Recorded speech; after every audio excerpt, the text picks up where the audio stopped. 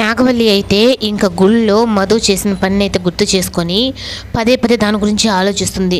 నాతో ఎవరు ఏలెత్తి చూపరు, అలాంటిది నన్ను చెంప పగలగొడతానని చెప్పని మాట్లాడింది.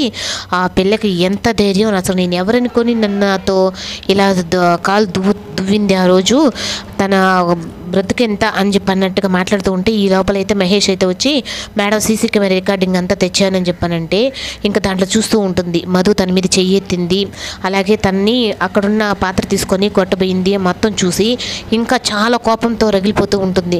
ఇంకా తన్ని మొత్తం చూసుకున్నావు కదా, తను మొత్తం డీటెయిల్స్ తీసుకున్నావు కదా అని చెప్పని అనుకునేటప్పటికి ఇంకా వీడియోలో అయితే ఇంకా మధుని క్లియర్గా చూస్తుంది.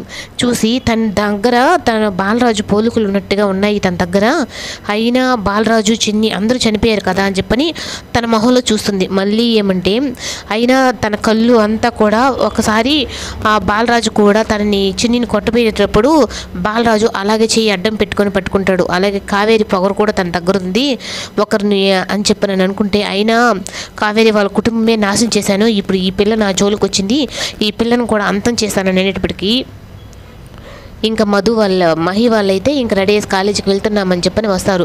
అయినా ఇదంతా టెన్షన్ చూసి మహి అయితే ఏమైంది మమ్మీ అని చెప్పని వచ్చి దగ్గర కూర్చుంటాడు. శ్రేయ కూడా అత్తయ్య ఏదో నువ్వు తేడాగా ఉన్నావు ఏంటో చెప్పు అంటే ఏం లేదు అంటే, మహి ఎలా ఉంది నీ కాలేజీ అంటే బాగుందంటే, లేదు అత్తయ్య బావ అసలు ఏం తినటం లేదు, ఆ కాలేజీలో ఫుడ్ బాగాలేదు అంటే, అవునా అయినా రేపటి నుంచి ఇంటి నుంచి ఫుడ్ పంపిస్తాను నాన్న నీకంటే, వద్దు మమ్మీ నేను ఒక్కటే తిని అంటే అదంతా బాగుండదు అంటే, లేదు నాకు ముందు నువ్వు తినాల్సిందేను, నాకు నీ హెల్త్ ముఖ్యం ముందు అని చెప్పంటే, అది ఇంకేమైనా సమస్యలు ఉన్నాయా అంటే అప్పుడు శ్రేయ అయితే ఒక అమ్మాయి టార్చర్ పెడుతుంది అని చెప్పానంటే, ఎవరు ఆ పిల్ల, ఎందుకు ఇప్పుడే చెప్పు శ్రేయ, ఆ పిల్ల ఎవరో చెప్పు, ఇప్పుడే తనని కాలేజ్ నుంచి సస్పెండ్ చేపించేస్తాను అని చెప్పానని అంటుంది. అయినా అత్తయ్య నువ్వు ఉండంగా ఇట్లాంటివన్నీ జరగలే అంటే ఇంకా మహి అయితే ఇవన్నీ నా కామన్ మమ్మీ, అవన్నీ ఫన్ అంతేను, దానికి ఏంటి శ్రేయ నువ్వు ప్రతిదీ తీసుకొచ్చి అమ్మకాడు చెప్పి అమ్మని టెన్షన్ పెడుతున్నావా అని చెప్పనని ఇంకా శ్రేయ అయితే తిడతాడు.